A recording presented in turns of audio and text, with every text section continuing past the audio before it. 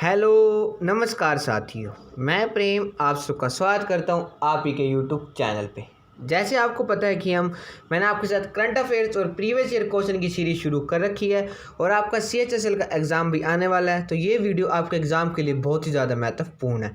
आप इस वीडियो को अपने दोस्तों के साथ ज़्यादा से ज़्यादा जरूर शेयर करना ताकि और ही बच्चे हमसे जुड़ सके। तो आइए आज की क्लास आप शुरू करते हैं। आज का पहला क्वेश्चन है आपके सामने, घर घर राशन नामक योजना की शुरुआत किस राज्य सरकार ने की है। ये योजना मैं आपके साथ इसलिए डिस्कस कर रहा हूँ क्योंकि ये हाल ही में न्यूज़ में है, क्योंकि इसके साथ कोई पॉलिटिकल कंजर्वेशन चल रही है, यानी कोई पॉलिटिकल मुद्दा है इससे रिलेटेड। इसलिए जो हमारे पेपर के लिए पॉलिटिकल मुद्दा तो इम्पोर्टेंट नहीं है, इसलिए ये योजना न्यूज़ में आ गया तो हमारे पेपर में क्वेश्चन जरूर बन सकता है। आंध्र प्रदेश, दिल्ली, उत्तर प्रदेश या हिमाचल प्रदेश। घर घर राशन नामक योजना की शुरुआत किस राज्य सरकार ने की है। इसका क्या आंसर हो जाएगा दोस्तों? इसका आंसर हो जाएगा ऑप्शन बी, दिल्ली। फाइन। और नेक्स्ट यानी क्वेश्चन नंबर 2 है दोस्तों आपके सामने, केंद्रीय मानव संसाधन विकास मंत्री द्वारा छात्रों के मानसिक स्वास्थ्य की देखभाल के लिए कौन सी पहल शुरू की गई है।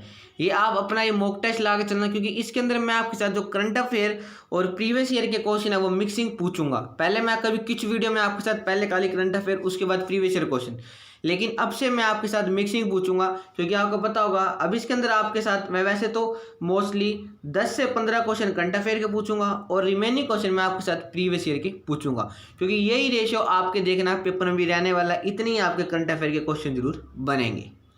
मनोदर्पण, मनोशिक्षा, मनोचेतना या इनमें से कोई नहीं। हाल ही में केंद्रीय मानव संसाधन विकास मंत्री द्वारा छात्रों के मानसिक स्वास्थ्य की देखभाल के लिए कौन सी पहल शुरू की गई है, तो इसका आंसर हो जाएगा option A, Manodarpan. Fine.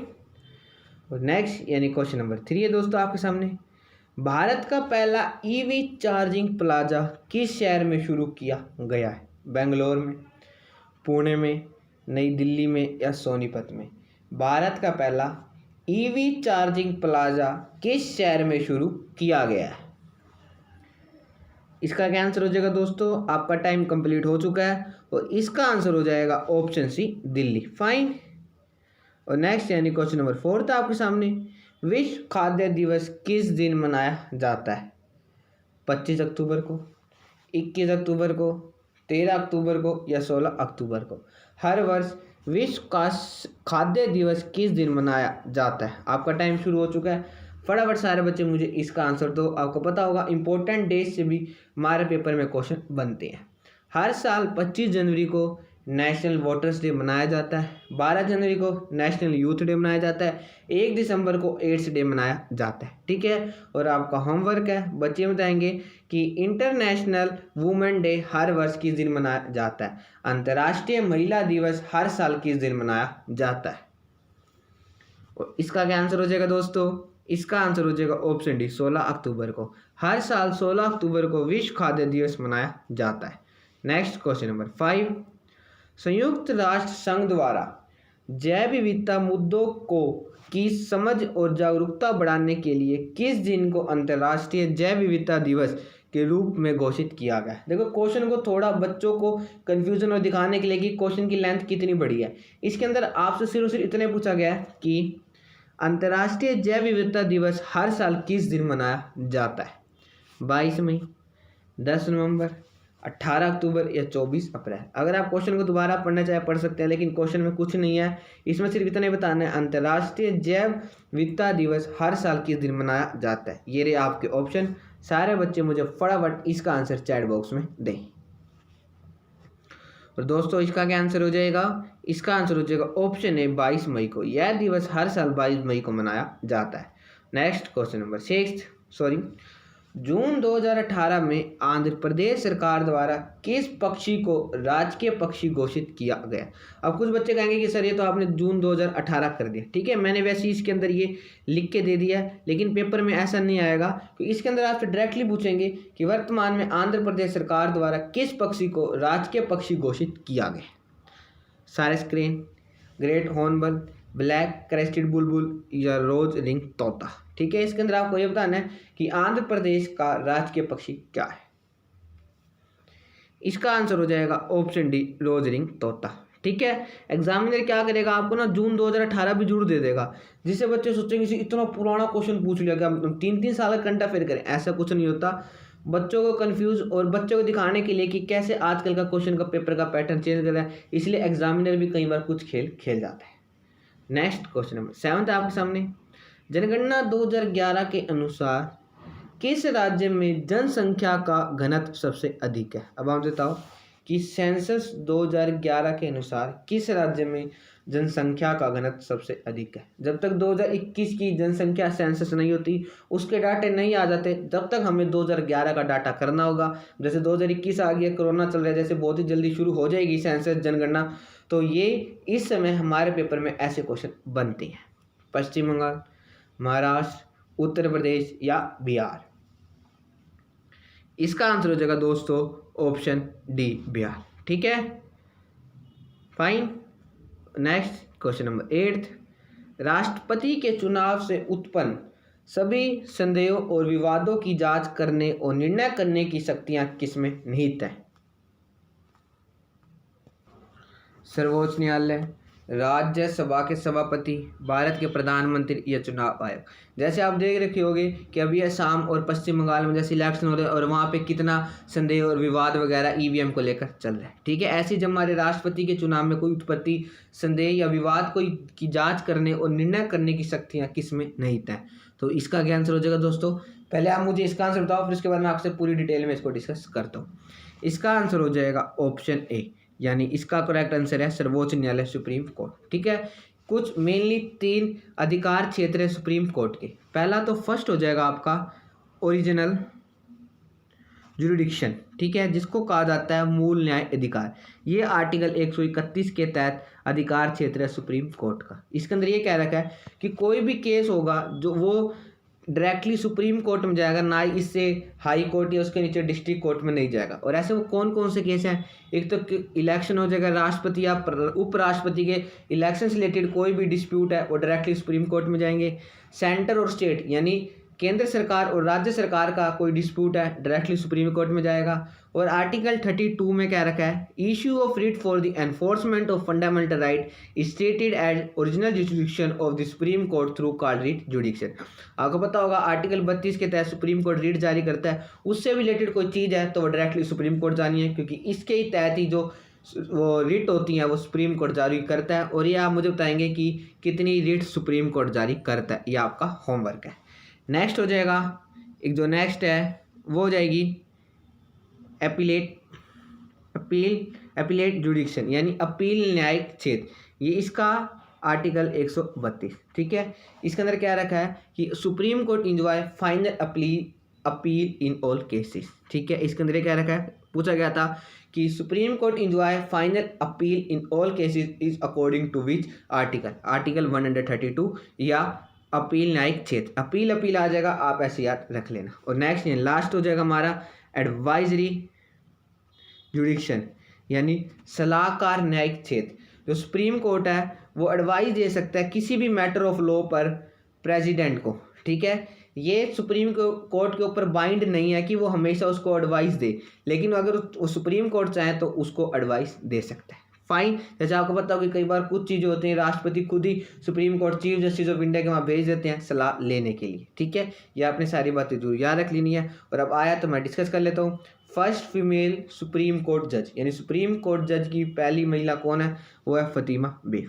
Fine, और आपको पता होगा कि आजकल में ही सुप्रीम कोर्ट के नए चीफ जस्टिस 48वें नंबर के कौन बने हैं। सारे बच्चे मुझे इसका आंसर दो, लेकिन ये क्वेश्चन पेपर में नहीं बनेगा, ये वर्तमान में बने हैं। ठीक है, आपका पेपर तो पहले ही सेट हो चुका होगा, इसलिए ये क्वेश्चन नहीं बनेगा। अगर पेपर में क्वेश्चन बनेगा तो वो 47वें जो हमारे अरविंद बोबडे जी थे उनसे ही हमारे पेपर में क्वेश्चन बनेगा। ठीक है, और फर्स्ट फीमेल हाई कोर्ट जज यानी हाई कोर्ट की पहली महिला जज कौन बनी थी, वो बनी थी लीला सेठ, और ये हिमाचल प्रदेश की बनी थी। ठीक है, ये क्वेश्चन मैं आपके साथ पहले डिस्कस कर चुका हूँ।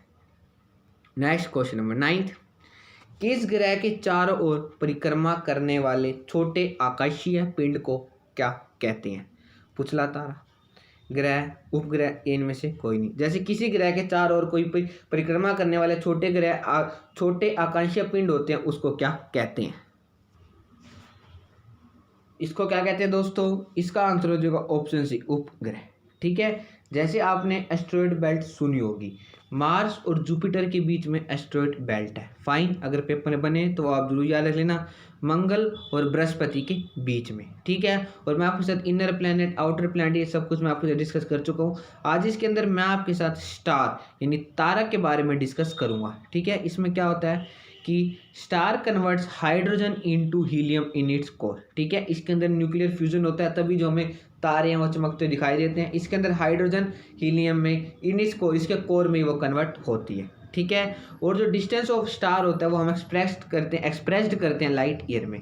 आपने क्वेश्चन देखा होगा कि लाइट ईयर किसकी यूनिट होती है? वो डिस्टेंस की यूनिट होती है। फाइन, और एक light year travel by light in a 1 year. ठीक है, एक साल में जितनी लाइट ट्रेवल करते हैं उसको लाइट ईयर कहा जाता है। और जो एक लाइट ईयर होता है ना, 1 light year is equal to 9.461 into 10⁻12 kilometre. ठीक है, ये डाटा आपको एग्जैक्ट याद करना होगा। फाइन, और जो कलर ऑफ स्टार होता है ना, वो डिटरमाइन किया जाता है उसके सरफेस के टेम्परेचर से। जैसे अगर उसका ब्लू कलर है, ठीक है, हमें तो यहाँ से नहीं दिखता क्योंकि जो हमारे साइंटिस्ट वगैरह देखते हैं वो तो टेलीस्कोप वगैरह देखते हैं ना, तो उनको पूरा क्लियर दिखाई देता है।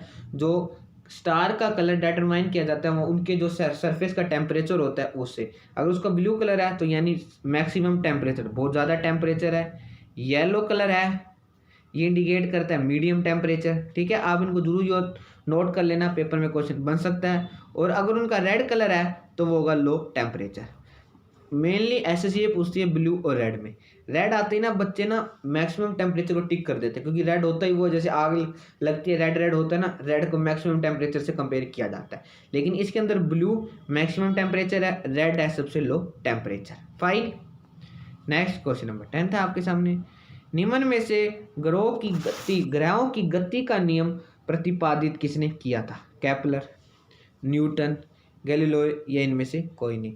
ग्रहों की गति का नियम प्रतिपादित निम्न में से किसके द्वारा किया गया था?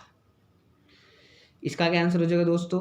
इसका आंसर हो जाएगा ऑप्शन है केपलर। ठीक है, ये क्वेश्चन वैसे मैं अपनी प्रीवियस वीडियो में ओरली डिस्कस कर चुका हूँ कि डिस्कवर्ड किसने किया था, ये उसकी बुक्स क्या है, सब कुछ, लैटिट्यूड, लॉन्गिट्यूड, अक्षांश, देशांतर रेखा, सब कुछ, कौन सा बड़ा सर्कल है। मेरी पिछली वीडियो सारे बच्चों ने जरूर देखकर जानी है। Next question number 9। नॉर्वे में अर्धरात्रि के समय सूर्य किस दिन दिखाई देता है? 12 अगस्त, 21 जून, 12 जुलाई और 12 मार्च। ठीक है, सही बात है। नॉर्वे में अर्धरात्रि यानी आधी रात को के समय सूर्य दिखाई देता है, और यह किस दिन दिखाई देता है? इसका आंसर हो जाएगा ऑप्शन बी, 21 जून को। इक्विनोक्स, यही कल परसों ही मैंने आपके साथ ये डिस्कस करी थी टर्म। ठीक है, प्रीवियस ईयर के क्वेश्चन ही है। Next question number 10। निम्न में से सौर मंडल की खोज किसने की थी? कोपरनिकस ने, आर्यभट्ट ने, कार्ल लीटर ने, या इनमें से कोई नहीं। मैं आपको बता दूं, जो आर्यभट्ट है ना, उन्होंने विदाउट किसी स्केल या विदाउट किसी की हेल्प से उन्होंने जो अर्थ की सर्कमफ्रेंस है ना उनको माप दिया था। ठीक है, और जो उन्होंने डाटा दिया था और जो एग्जैक्ट डाटा साइंटिस्टों के द्वारा दिया गया था उसके अंदर मात्र सिर्फ और सिर्फ 8 किलोमीटर का डिफरेंस था। ठीक है, ये लगा लो कि जो आर्यभट्ट ने 8 किलोमीटर कम दिया होगा या ज़्यादा दिया होगा, लेकिन सिर्फ और सिर्फ 8 किलोमीटर का अंतर था। देखो, इन्होंने बिना किसी स्केल या बिना किसी चीज़ की हेल्प लिए बिना इन्होंने अर्थ के सर्कमफ्रेंस को माप दिया था। ठीक है, मैं आपकी वैसे जनरल नॉलेज के बता रहा हूँ, ये क्वेश्चन पेपर में नहीं बनेगा। सौर मंडल की खोज किसने की थी दोस्तों? इसका आंसर हो जाएगा ऑप्शन है कोपरनिकस ने। Fine, next question number 11। निम्न में से सौर मंडल का जन्मदाता किसे माना जाता है? इसके अंदर मैं 5 क्वेश्चन सौर मंडल से ले लिए हैं। पृथ्वी, शुक्र, बुध या सूर्य। निम्न में से सौर मंडल यानी सोलर सिस्टम यूनिवर्स का जन्मदाता किसे माना जाता है? इसका आंसर हो जाएगा ऑप्शन डी, सूर्य को, यानी सन। ठीक है, और जो सन का आउटर मोस्ट पार्ट होता है उसको कोरोना कहते हैं। मैंने आपसे डिस्कस कर चुका हूँ, ये कोरोना वायरस नहीं है, जैसे ये सन है, इसके आउटर मोस्ट पार्ट को कोरोना कहते हैं, और यही हमें सूर्य ग्रहण के समय दिखाई देता है।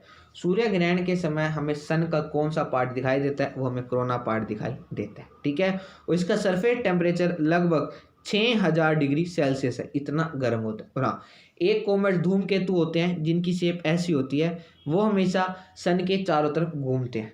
सन के चारों तरफ निम्न में से कैसे घूमते हैं? जो एक टेल जैसे होते हैं उनका नाम होता है कॉमेट्स, हिंदी में कहते हैं धूमकेतु। फाइन। और जो सन की रोशनी होती है वो पृथ्वी पर कितनी देर तक लौटती है, यानी कितने समय में ये पृथ्वी पर आती है सन से, ये अगर आपको ऑप्शन में 8 मिनट दिखे तो आप टिक कर देना। अगर स्पेसिफिक पूछे तो उसके अंदर आता है 8 मिनट 16 सेकंड। ठीक है, अगर और भी स्पेसिफिक पूछे तो आएगा 8 मिनट 16.6 सेकंड। ठीक है, इन तीनों में से देख लेना, जो ऑप्शन हो आप टिक कर देना। फाइन। और मैक्सिमम डिस्टेंस होता है, वैसे एवरेज डिस्टेंस अर्थ और सन का होता है 15 करोड़ किलोमीटर। मैक्सिमम होता है हर साल 4 जुलाई को, जिसको एफिलियन कहा जाता है। ठीक है, और मिनिमम डिस्टेंस होता है 3 जनवरी को, जिसको पेरिहिलियन। पहले ए आता है तो पहले मैक्सिमम डिस्टेंस, फिर होता है कम। फाइन। और नेक्स्ट क्वेश्चन नंबर 12, भारत की सबसे बड़ी मीठे पानी की झील कोलेरो झील किस राज्य में स्थित है? मणिपुर, जम्मू एंड कश्मीर, आंध्र प्रदेश या राजस्थान? वैसे मैं आपके साथ इंपॉर्टेंट लेक्स डिस्कस कर चुका हूँ, लेकिन फिर भी दोबारा डिस्कस कर लेता हूँ जिससे आपकी रिवीजन हो जाएगी। जैसे सबसे पहली है हमारी डल लेक, जिसको वो फेमस टूरिस्ट स्पॉट के लिए है, और ये जम्मू एंड कश्मीर में। ठीक है, आपने याद रख लेनी है। इसके साथ साथ एक हो जाएगी आपकी सांबर लेक, ये कहाँ पे है? ये हो जाएगी राजस्थान में, और एक कारे पानी की झील है, और इस झील से नमक भी निकाला जाता है। ठीक है, नैनी लेक, नैनीताल, उत्तराखंड। ठीक है, ये इसलिए कम पूछी जाती है, नाम से ही बच्चों को क्लैरिफाई हो जाता है। एक और राजस्थान की लेक है, वो है पुष्कर लेक, ये भी राजस्थान की लेक है, और ये स्केर्ड लेक ऑफ हिंदूज, यानी पवित्र लेक मानी जाती है हिंदू धर्म की। ठीक है, और एक और लेक बता देता हूँ मैं आपको, चोलाम्बू लेक, ये कहाँ पे है? ये है सिक्किम में, और ये हाईएस्ट लेक ऑफ इंडिया। ठीक है, और ये तीस्ता नदी का भी सोर्स है। निम्न में से कौन सी लेक तीस्ता नदी की सोर्स है? चोलम्बू, और ये हाईएस्ट लेक ऑफ इंडिया है। और सबसे बड़ी मीठे पानी की झील कोलेरो झील किस राज्य में स्थित है दोस्तों? तो वो है आंध्र प्रदेश में। फाइन। और आंध्र प्रदेश में एक और झील सिचुएटेड है, वो है पुलिकट लेक। वैसे ही आंध्र प्रदेश और तमिलनाडु में स्थित है। ठीक है, तो आप जरूर याद रख लेना। और नेक्स्ट क्वेश्चन नंबर 13, पोलावरम सिंचाई परियोजना किस नदी पर बनाई गई है? आप सारे मुझे बताओ कि पोलावरम सिंचाई परियोजना किस नदी पर बनाई गई है? कुछ परियोजना मैं आपके साथ पहले डिस्कस कर चुका हूँ, जो कुछ रहेगी है वो मैं आपके साथ डिस्कस कर लेता हूँ। जैसे एक तो हो जाएगी यूकाई, ये तापी नदी पर है और ये गुजरात में स्थित है। ठीक है, मैं ऐसे लिख रहा हूँ, समझ देखना है। एक है कोयना प्रोजेक्ट, ये कोयना नदी पर स्थित है, और ये किस राज्य में स्थित है? ये है महाराष्ट्र में। फाइन, ये दो आप याद रख लेना। और हाँ, एक मोस्ट इंपॉर्टेंट वो है नागा अर्जुन सागर प्रोजेक्ट, ये कृष्णा नदी पर स्थित है दोस्तों, और ये कर्नाटका में स्थित है। ठीक है, एक है तुंगभद्रा प्रोजेक्ट, तुंगभद्रा नदी पर स्थित है, ये भी कर्नाटका में स्थित है। एक है शिवा समुद्रम प्रोजेक्ट, ये कावेरी नदी पर स्थित है, और ये कहाँ पे है? ये हो जाएगा आपका कर्नाटका में। फाइन। एक मैटूर प्रोजेक्ट है, ये भी कावेरी नदी पर स्थित है, लेकिन ये तमिलनाडु में स्थित है। फाइन। और एक और इम्पोर्टेंट, हाँ, तवा नाम है, तवा प्रोजेक्ट, और ये तवा यानी नर्मदा नदी भी आ सकता है, तो आपको दोनों में से एक मिलेगा, टिक कर देना। ये मध्य प्रदेश में स्थित है। फाइन। और इंडियाज लार्जेस्ट डैम कहाँ पे है? वो जाएगा सरदार सरोवर, एक प्रोजेक्ट है नर्मदा नदी पर, और जो कौन कौन से राज्य में स्थित है? ये हो जाएगा मध्य प्रदेश, महाराष्ट्र और गुजरात। ठीक है, और जो सरदार सरोवर प्रोजेक्ट है, ये यहाँ पे डैम बनाया जाता है तब ये प्रोजेक्ट होते हैं, और ये इंडियाज लार्जेस्ट डैम है। फाइन। और एक बाण सागर प्रोजेक्ट है, बस लास्ट है इंपॉर्टेंट, जो मैंने आपके साथ पिछली वीडियो में नहीं डिस्कस किए थे वही डिस्कस कर रहा हूँ। ये सोन नदी पर स्थित है, और ये एमपी यानी मध्य प्रदेश और छत्तीसगढ़ पर स्थित है। ठीक है, और पोलावरम सिंचाई परियोजना निम्न में से किस नदी पर बनाई गई है? तुंगभद्रा, सोन, कावेरी या गोदावरी? इसका क्या आंसर हो जाएगा दोस्तों? इसका आंसर हो जाएगा ऑप्शन डी, गोदावरी नदी पर। ठीक है, और एक लास्ट रह गया, वो भी डिस्कस कर लेते हैं। हीराकुंड बांध परियोजना महानदी पर स्थित है और ओडिशा राज्य में स्थित है। ठीक है, और नेक्स्ट यानी क्वेश्चन नंबर 14, हाल ही में किस राज्य के वन विभाग ने भारत का पहला कवक पार्क लाइकन पार्क विकसित किया। कुछ क्वेश्चन मैं आपके साथ करंट अफेयर के दोबारा रिपीट कर सकता हूँ, जो जो मुझे मोस्ट इंपॉर्टेंट लगते हैं आपके पेपर में बन सकते हैं, उनकी रिवीजन के लिए मैं आपके साथ दोबारा रिपीट करूँगा। उत्तराखंड, उत्तर प्रदेश, बिहार या झारखंड। इसका आंसर हो जाएगा दोस्तों ऑप्शन है उत्तराखंड। ठीक है, और उत्तराखंड राज्य का फॉर्मेशन 9 नवंबर 2000 को हुआ था, जिसकी समर कैपिटल है ग्रिसिन और विंटर कैपिटल है देहरादून। इसके साथ साथ इसकी जुडिशियल सीट है नैनीताल। ये क्वेश्चन नहीं बनेगा, ये वहाँ के बच्चों के लिए इंपॉर्टेंट है सिर्फ। और इसकी लार्जेस्ट सिटी है देहरादून। यहाँ पे गवर्नर है बेबी रानी मौर्य जी, और यहाँ पे चीफ मिनिस्टर है तीरथ सिंह रावत जी। यहाँ पे चीफ जस्टिस है राघवेंद्र सिंह चौहान, और यहाँ स्पीकर ऑफ असेंबली इंपॉर्टेंट नहीं है, रहने देना। ठीक है, लेकिन यहाँ पे सिर्फ और सिर्फ विधानसभा है। इनकी विधानसभा में 70 सीट्स है। यहाँ से राज्यसभा में 3 और लोकसभा में 5 सीट्स है। ठीक है, ये दोनों डाटा जरूर याद रख लेना। नेक्स्ट क्वेश्चन नंबर 15, निम्न में से किस एयरलाइंस कंपनी में डॉक्टरों और नर्सों को हवाई किराए पर 25% की छूट देने की घोषणा की है? ऐसा हाल ही में निम्न में से किस एयरलाइंस कंपनी ने किया? उन्होंने कहा है कि जो डॉक्टर और नर्स होते हैं उनको 25% की छूट देने की घोषणा की है, क्योंकि डॉक्टरों और नर्स को उन्होंने जैसे कोरोना वॉरियर्स के रूप में इनको ये छूट दे रहे हैं। फटाफट सारे बच्चे मुझे इसका आंसर चैट बॉक्स में दें, और इसका आंसर हो जाएगा दोस्तों ऑप्शन है इंडिगो एयरलाइन है। ठीक है, ऐसा इंडिगो एयरलाइन ने घोषणा की थी, जिसका हेडक्वार्टर गुरुग्राम में है और जिसके को फाउंडर है राकेश गंगवाल और राहुल भाटिया जी। ठीक है, इसके वर्तमान में चेयरमैन है एम दामोदरम जी, और CEO chief executive officer Rono Dutta ji. Next question number 17, हाल ही में निम्न में से किस बैंक ने Central Bank and Supervisory Network for grinning financial System NGFS network for grinning financial system को ऑब्जर्वर के रूप में शामिल किया? NGFS की full form network for grinning financial system paper में जरूर पूछी जाएगी। ICICI बैंक, FCI, एशियाई विकास bank, ADB Asian Development bank, या SBI। इसका क्या आंसर हो जाएगा दोस्तों? इसका आंसर हो जाएगा आपका ऑप्शन सी एशियाई विकास बैंक। ठीक है, और जिसका फॉर्मेशन 19 दिसंबर 1966 को हुआ था, जिसका हेडक्वार्टर है फिलिप्स में। ठीक है, और जिसके प्रेसिडेंट है अस्कावा जी। ठीक है, आप इतना याद रख लेना क्योंकि विदेशी नाम है अजीब से होते हैं। नेक्स्ट क्वेश्चन नंबर 18, हाल ही में भारत का कौन सा राज्य निर्धारित समय के बीच डोर टू डोर सर्वेक्षण पूरा करने वाला पहला राज्य बना है? झारखंड, उत्तर प्रदेश, हरियाणा या पंजाब। वर्तमान में भारत का ऐसा कौन सा राज्य है जो निर्धारित समय में ही डोर टू डोर सर्वेक्षण पूरा करने वाला पहला राज्य बना है? सारे बच्चे मुझे फटाफट इसका आंसर चैट बॉक्स में दें। इसका क्या आंसर हो जाएगा दोस्तों?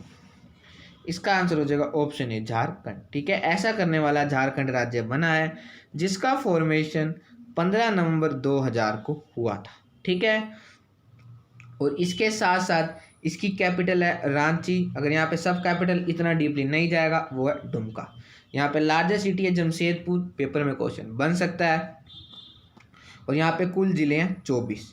यहाँ पे गवर्नर है मुर्मू जी, और यहाँ पे चीफ मिनिस्टर है हेमंत सोरेन जी। फाइन, और यहाँ पे सिर्फ और सिर्फ विधानसभा है, और इनकी विधानसभा में 81 सीट्स हैं। यहाँ से राज्यसभा में 6 और लोकसभा में 14 यानी 14 सीट्स हैं। ठीक है, ये डाटा बार बार रिवाइज करने से याद होगा। और झारखंड राज्य का खुद का हाई कोर्ट ही है। नेक्स्ट क्वेश्चन नंबर 19, हाल ही में निम्न में से दुनिया का सबसे बड़ा ई कचरा उत्पादक देश कौन सा बना है? चीन बना है, भारत बना है, अमेरिका बना है या इंग्लैंड बना है? वर्तमान में दुनिया का सबसे बड़ा ई कचरा उत्पादक देश कौन सा है? इसका क्या आंसर हो जाएगा दोस्तों? इसका आंसर हो जाएगा ऑप्शन ए चीन। फाइन, नेक्स्ट यानी क्वेश्चन नंबर 20 आपके सामने, हाल ही में विश्व का कौन सा देश कोयले के उपयोग को बंद करने वाला पहला देश बना है? यानी निम्न में से किस देश ने कोयले का कंज्यूम यानी कोयले का उपयोग करना उसने बंद कर दिया है, और ऐसा करने वाला विश्व का पहला देश बना है? फ्रांस बना है, रूस, जर्मनी या स्विट्जरलैंड? ऐसा कौन सा देश बना है? इसका आंसर हो जाएगा दोस्तों ऑप्शन सी जर्मनी। ठीक है, ऐसा करने वाला जर्मनी देश बना है।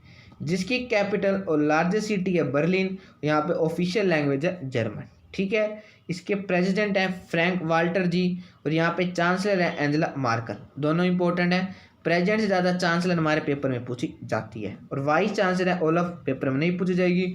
और यहाँ पे लेजिस्लेचर यानी यहाँ पे अपर हाउस को बुंडस्टैग और लोअर हाउस को भी बुंडस्टैग कहा जाता है। ठीक है, ये है बुंडस्टैट और यहाँ पे बुंडस्टैग। ठीक है, देखो दोनों में थोड़ा सा ही फर्क है, इतना डीपली हमारे पेपर में नहीं पूछा जाएगा। फाइन, फिर भी एक आधी बार एसएससी ने पूछ रखा ही था।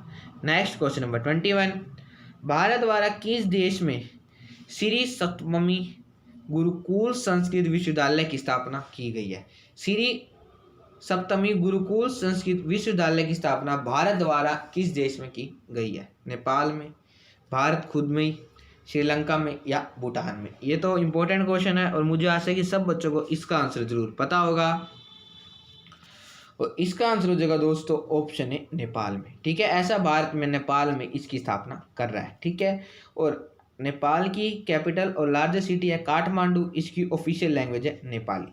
यहाँ पे प्रेसिडेंट है भंडारी जी और यहाँ पे प्राइम मिनिस्टर यानी प्रधानमंत्री हो जाएंगे ओली जी। ठीक है, यहाँ पे हाउस ऑफ स्पीकर है अग्नि प्रसाद सपकोटा जी और यहाँ पे चीफ जस्टिस है JB राणा जी। ठीक है, आप पूरा नाम याद नहीं रखते, थोड़ा थोड़ा भी पीछे का नाम याद रखोगे ना तो काम चल जाएगा। और यहाँ पे लेजिस्लेचर को फेडरल पार्लियामेंट कहा जाता है। यहाँ की अपर हाउस यानी उच्च न्यायालय, अपर हाउस को नेशनल असेंबली और लोअर हाउस को हाउस ऑफ रिप्रेजेंटेटिव्स के नाम से जाना जाता है। नेक्स्ट क्वेश्चन नंबर 22, हाल ही में जारी SDG सस्टेनेबल डेवलपमेंट गोल सूचकांक 2020 में कौन सा देश शीर्ष स्थान पर रहा है? France, Sweden, Singapore, Thailand. Index जारी हुआ तो सारे बच्चे मुझे फटाफट इसका आंसर बताएंगे। लास्ट में कौन सा देश रहा है और भारत का कौन सा नंबर है ये भी मुझे जरूर बताना। ये आपको होमवर्क है, ये दोनों क्वेश्चन मैं आपके साथ डिस्कस नहीं करूंगा। इसका आंसर हो जाएगा ऑप्शन बी स्वीडन। ठीक है, SDG सूचकांक 2020 में स्वीडन देश शीर्ष स्थान पर रहा है। नेक्स्ट क्वेश्चन नंबर 23, झारखंड स्थित भारतीय कृषि अनुसंधान संस्थान IARI के भवन का नाम किसके नाम पर रखा जाएगा? डॉक्टर श्याम प्रसाद मुखर्जी के नाम पर, नरेंद्र मोदी जी के नाम पर, अटल बिहारी वाजपेयी जी के नाम पर या सुषमा स्वराज जी के नाम पर? वर्तमान में किस जगह का नाम नरेंद्र मोदी जी के नाम पर रखा गया? इसका आंसर भी सब बच्चे मुझे पता है। ठीक है, झारखंड स्थित भारतीय कृषि अनुसंधान संस्थान के भवन का नाम किसके नाम पर रखा जाएगा?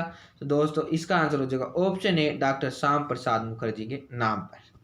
नेक्स्ट क्वेश्चन नंबर 24, हाल ही में किस राज्य में छिपकली की नई प्रजाति सिताना धरवारेंसिस खोजी गई है? सिताना धरवारेंसिस निम्न में से किस जानवर की प्रजाति है? तो वो है छिपकली और ये वर्तमान में किस राज्य में इसकी खोज हुई है? कर्नाटक में, आंध्र प्रदेश, तमिलनाडु या ओडिशा? इसका आंसर हो जाएगा दोस्तों ऑप्शन है कर्नाटक में। ठीक है, नेक्स्ट क्वेश्चन नंबर 25, निम्न में से राज्यसभा के बारे में कौन सा कथन असत्य है? क्वेश्चन को इसलिए कहता हूँ ध्यान से पढ़ा करो, कौन सा कथन असत्य है यानी कौन सा कथन इनमें से सही नहीं है राज्यसभा के बारे में। ठीक है, राज्यसभा में 12 सदस्य राष्ट्रपति द्वारा मनोनीत किए जाते हैं। राज्यसभा के 1/3 सदस्य हर 2 वर्ष में सेवानिवृत्त यानी रिटायर होते हैं। राज्यसभा भंग हो सकती है। राज्यसभा का सभापति उपराष्ट्रपति होता है। अगर जिन बच्चों ने मेरी प्रीवियस वीडियो देखी होगी तो वो सारे बच्चे इसका आंसर जरूर सही देंगे, क्योंकि वैसे मैं पूरा राज्यसभा आपके साथ डिस्कस कर चुका हूँ और अभी भी रिवीजन के लिए जरूर डिस्कस करूंगा। अगर आपको इसका आंसर पता है तो सारे बच्चे मुझे फटाफट इसका आंसर दें।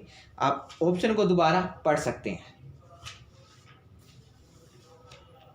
इसका आंसर हो जाएगा दोस्तों ऑप्शन सी, राज्यसभा भंग हो सकती है। ये असत्य है, राज्यसभा कभी भी भंग नहीं हो सकती, ये परमानेंट है। ठीक है, राज्यसभा को अन्य किन किन नाम से जाना जाता है? सबसे पहले राज्यसभा का आर्टिकल हमारे संविधान में कौन सा? वो है 80। ठीक है, और राज्यसभा को निम्न में से अन्य किन किन नामों से जाना जाता है? सब बच्चे ध्यान रखें। फर्स्ट हो जाएगा आपका council of state, second upper house, ठीक है, थर्ड हो जाएगा आपका house of elders,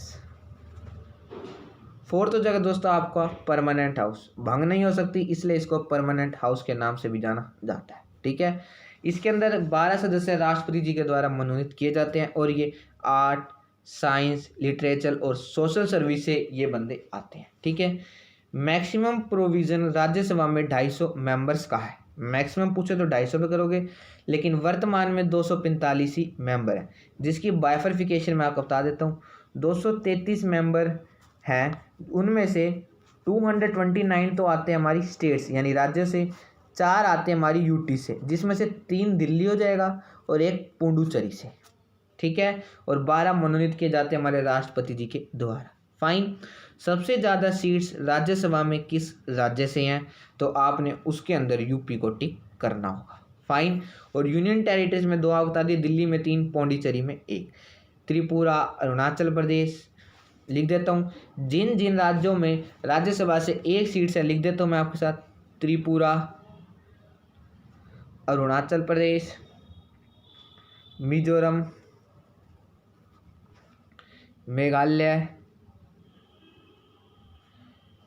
Goa, Manipur और नागालैंड, लास्ट हो जाएगा आपका सिक्किम। ठीक है, ये कुछ राज्य हैं जहाँ से राज्यसभा में मात्र 1 सीट्स है।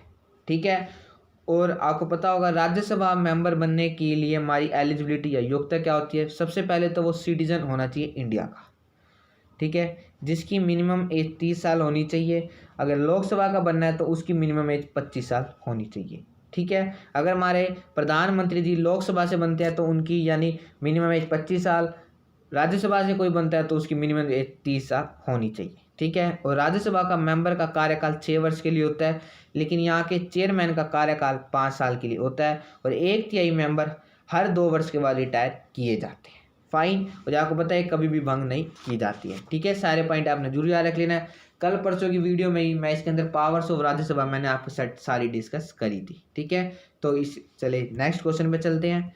क्वेश्चन नंबर 26, भारत की संसद में कौन कौन होते हैं?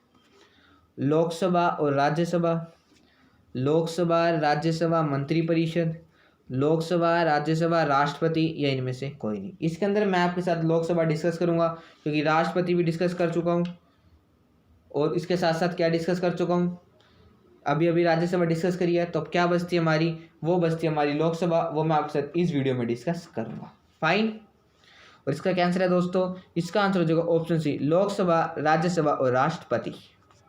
पहले मैं आपको संसद के बारे में बता दूं। इस संसद का आर्टिकल है 79 हमारे संविधान में। इसके अंदर 3 होते हैं, लोकसभा, राज्यसभा और हमारे राष्ट्रपति जी। ठीक है, और हर साल अंतर्राष्ट्रीय संसद पार्लियामेंटरिज्म दिवस 30 जून को मनाया जाता है। ठीक है, हमारे संसद में 3 सेशन होते हैं।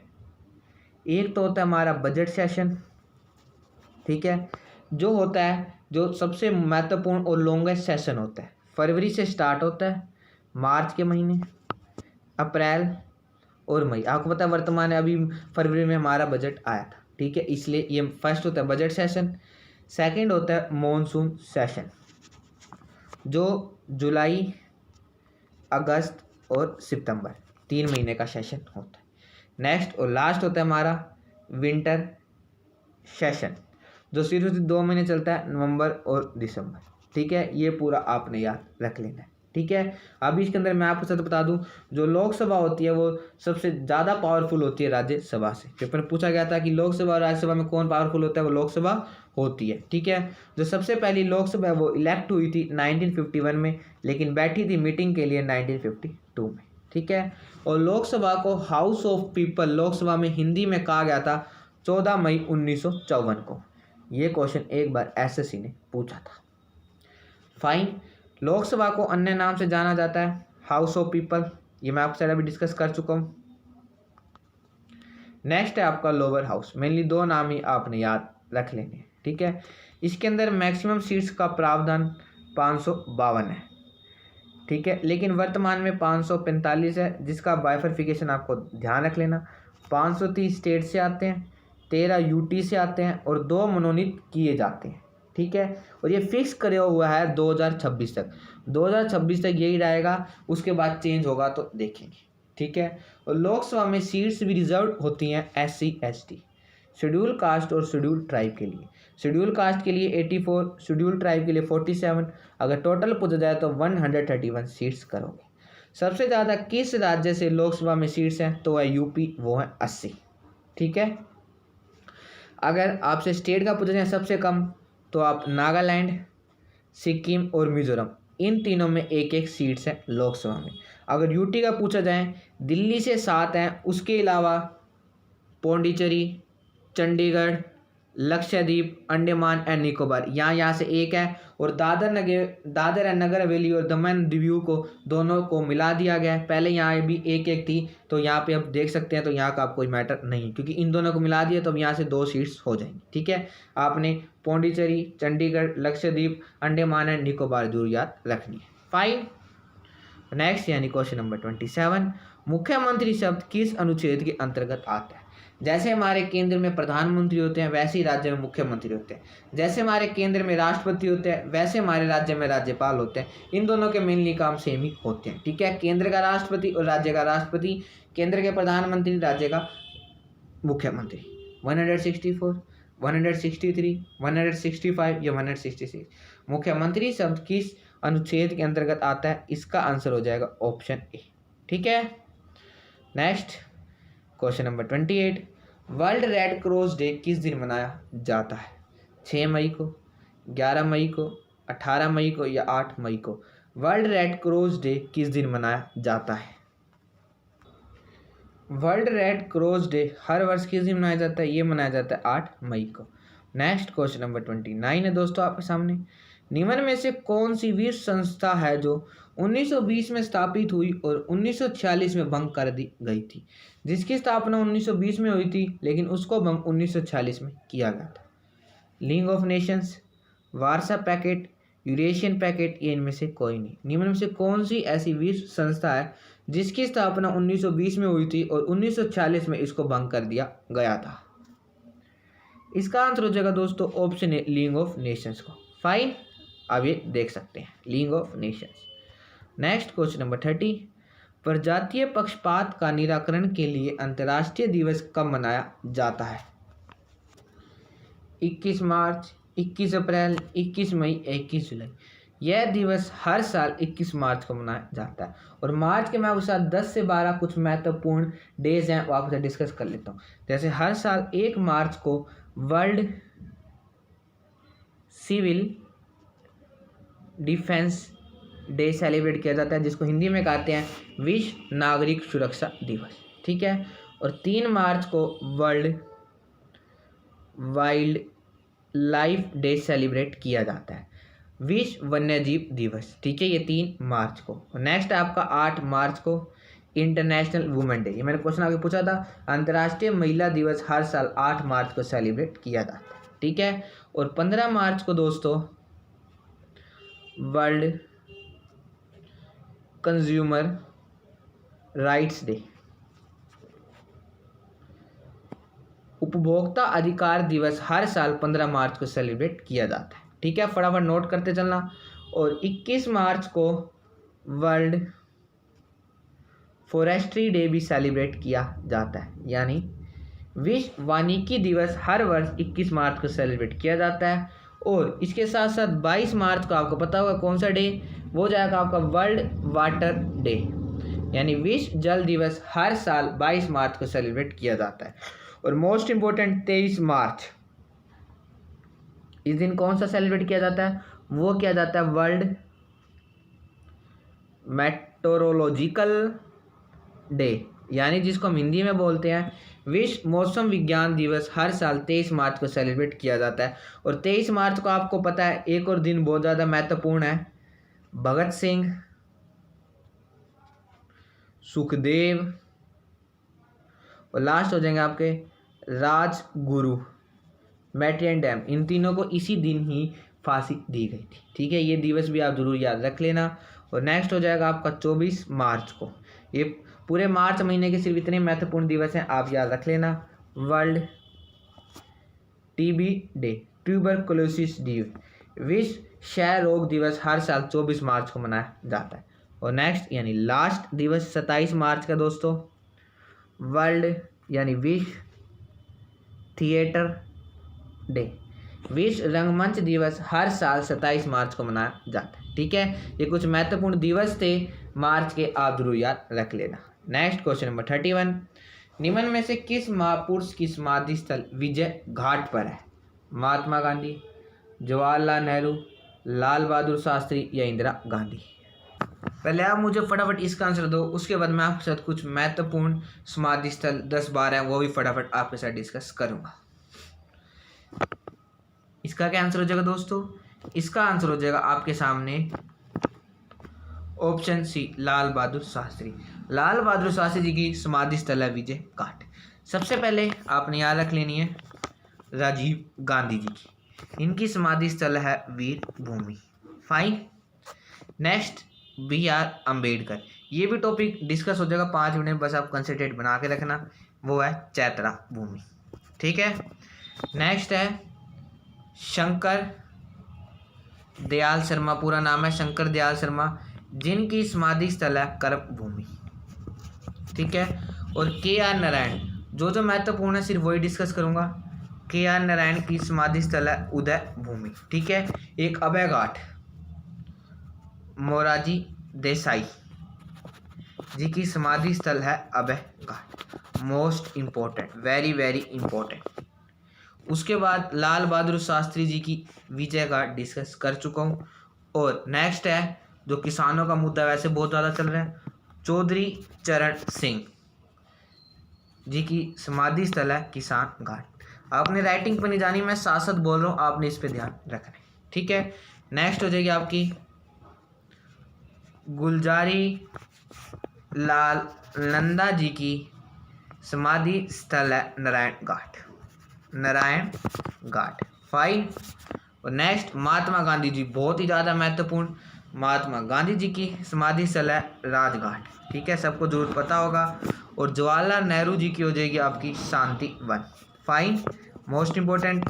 और ज्ञानी जैल सिंह, एक बार नाम लिख देता हूँ मैं, ज्ञानी जैल सिंह जी की समाधि स्थल कहाँ पे है दोस्तों? अगर आपको पता है तो आप मुझे बताओ, वो हो जाएगी एकता स्थल। ठीक है। और सिर्फ हमारे पास 3 ही रह गए महत्वपूर्ण, फटाफट डिस्कस कर लेते हैं। अटल बिहारी वाजपेयी, जिनकी मृत्यु 16 अगस्त 2018 को हुई है। अटल बिहारी वाजपेयी, इनकी समाधि स्थल है national memorial site. National memorial site. ठीक है। और इंदिरा गांधी जी की समाधि स्थल हो जाएगी शक्ति स्थल, लेडी शक्ति। ठीक है, आप ऐसे याद बना के याद कर सकते हैं। और नेक्स्ट और लास्ट है आपकी जगजीवन राम, इनकी समाधि स्थल है दोस्तों समता। समता स्थल इनकी समाधि, समता। ठीक है। फाइन। ये 12-13 कुछ महत्वपूर्ण समाधि स्थल थी, आपने याद रख लेनी है। और नेक्स्ट क्वेश्चन नंबर 32, पाकिस्तान की राजधानी इस्लामाबाद का निर्माण कब किया गया है? 1940 के दशक, 1950 के दशक, 1960 के दशक में, या कोई विकल्प सही नहीं है। पाकिस्तान की राजधानी इस्लामाबाद का निर्माण कब किया गया है? तो इसका क्या आंसर हो जाएगा दोस्तों? इसका आंसर हो जाएगा ऑप्शन सी, 1960 के दशक में। ठीक है। पाकिस्तान से संबंधित सारा डाटा मैं आपके साथ डिस्कस कर चुका हूँ अपनी पिछली वीडियो में। Next question number 33। और आप वीडियो कंप्लीट होने के बाद सारे बच्चे मुझे जरूर बताएंगे कि आपके 40 में से कितने प्रश्न सही हैं। डाल्टन के परमाणु सिद्धांत के अनुसार कौन सा कथन सही है? सभी द्रव्य छोटे छोटे कणों से निर्मित होते हैं। भिन्न भिन्न तत्वों के परमाणुओं के द्रव्यमान व रासायनिक गुणधर्म भिन्न भिन्न होते हैं। किसी भी यौगिक में परमाणुओं की सापेक्ष संख्या अनिश्चित होती है। आप बताओ, केवल 1 तथा 2, केवल 1 तथा 3, केवल 2 तथा 3, 1, 2 तथा 3 सभी, इन तीनों में से डाल्टन के परमाणु सिद्धांत के अनुसार कौन सा सही है? मैं आपको 20 सेकंड दे दूंगा इस आंसर का बताने के लिए, लेकिन सारे बच्चों ने इसका आंसर सही देना है। इसका क्या आंसर हो जाएगा दोस्तों? आप दोबारा पढ़ने के बाद ये रहे आपके ऑप्शन। इसका आंसर हो जाएगा ऑप्शन है केवल 1 तथा 2। ठीक है, यानी सभी द्रव्य छोटे छोटे कणों से निर्मित होते हैं। भिन्न भिन्न तत्वों के परमाणुओं के द्रव्यमान व रासायनिक गुणधर्म भिन्न भिन्न होते हैं। Next question number 34। एक संयोजन अभिक्रय में डैश हो सकता है? 2 या 2 से अधिक अभिकारक, 2 या 2 से अधिक उत्पादन, केवल एक उत्पादन। कौन से सही है इसके अंदर? केवल एक तथा 3, केवल 1 तथा 2, केवल 2। इसके लिए भी मैं आपको 20 सेकंड दूंगा। फटाफट सारे बच्चे मुझे इसका आंसर दे।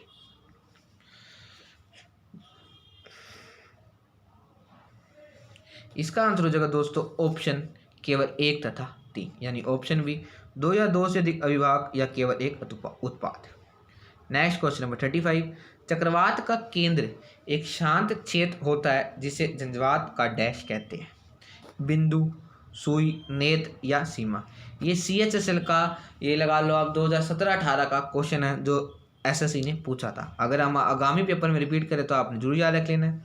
चक्रवात का केंद्र एक शांत क्षेत्र होता है जिसे झंझावात का डैश कहते हैं। इसे कहते हैं ऑप्शन सी नेत्र। Fine. Next question number 36। Guru Nanak Dev ji जो सिखों के पहले गुरु थे, सिख धर्म के प्रवक्ता का जन्म कहाँ हुआ था? अमृतसर में, आनंदपुर साहिब में, तलवंडी में या पटना साहिब में। वर्तमान में सिखों के 9वें गुरु जिनका नाम गुरु तेग बहादुर जी हैं, उनका 400वां जन्मदिन, यानी उनको 400 साल हो जाएंगे। तो अगर पूछा जाएंगे 9वें गुरु कौन है, वो सिखों के गुरु तेग बहादुर जी हैं। उनके बेटे का नाम था गुरु गोविंद सिंह जी, ठीक है, और वो सिखों के 10वें गुरु थे। और गुरु नानक देव जी का जन्म कब हुआ था? और ये सिख धर्म के फाउंडर भी हैं और ये सिखों के पहले गुरु भी हैं। इसका आंसर हो जाएगा दोस्तों ऑप्शन सी तलवंडी में। Next question number 37। निम्नलिखित में से किस देश की सीमा चीन से लगती है? उज्बेकिस्तान, थाईलैंड, वियतनाम, दक्षिण कोरिया। इसका आंसर हो जाएगा option C Vietnam. Next question number 38। पॉलीकोट निम्नलिखित में से किसका मिश्रण है? पॉलिस्टर तथा कपास, पॉलिस्टर तथा ऊन, रेयन तथा कपास, रेयन तथा ऊन। पॉलीकोट निम्नलिखित में से किसका मिश्रण है दोस्तों? इसका आंसर आसान, बहुत ही, ऑप्शन ए पॉलिस्टर तथा कपास का। नेक्स्ट यानी सेकंड लास्ट क्वेश्चन आपके सामने। निम्नलिखित में से कौन सा अक्षय प्राकृतिक संसाधन है? वायु, खनिज, वन या कोयला। बहुत महत्वपूर्ण क्वेश्चन और बहुत ही आसान क्वेश्चन। इसका आंसर हो जाएगा दोस्तों ऑप्शन ए वायु। नेक्स्ट यानी लास्ट क्वेश्चन है दोस्तों आपके सामने। डॉक्टर अंबेडकर के अनुसार कौन सा अनुच्छेद भारतीय संविधान का सबसे महत्वपूर्ण अनुच्छेद है? और ये वही अनुच्छेद है जिसके तहत सुप्रीम कोर्ट रिट जारी करता है, और सुप्रीम कोर्ट 5 रिट जारी करता है। अनुच्छेद 21, अनुच्छेद 24, अनुच्छेद 32 या अनुच्छेद 256। इसका आंसर हो जाएगा ऑप्शन सी अनुच्छेद 32। ठीक है, फाइन। आज की वीडियो में बस इतना ही। मुझे आशा है कि आपको वीडियो अच्छी लगी होगी। अगर आपको वीडियो अच्छी लगी है तो आप इस वीडियो को लाइक करो, ज़्यादा से ज़्यादा अपने दोस्त शेयर करो ताकि और भी बच्चे हमसे जुड़ सके। अगर अभी भी किसी ने चैनल को सब्सक्राइब नहीं किया तो आप इस चैनल को जरूर सब्सक्राइब कर लेना, साथ में बेल आइकन को जरूर दबाना जिससे आने वाली हर वीडियो का नोटिफिकेशन आपको मिल सके। और हम बहुत ही जल्दी अपनी नेक्स्ट वीडियो मिलेंगे। सारे बच्चे मुझे कमेंट बॉक्स में जरूर बताएंगे कि आपके 40 में से कितने प्रश्न सही है। जय हिंद, जय Bharat. Thank you and have a nice day.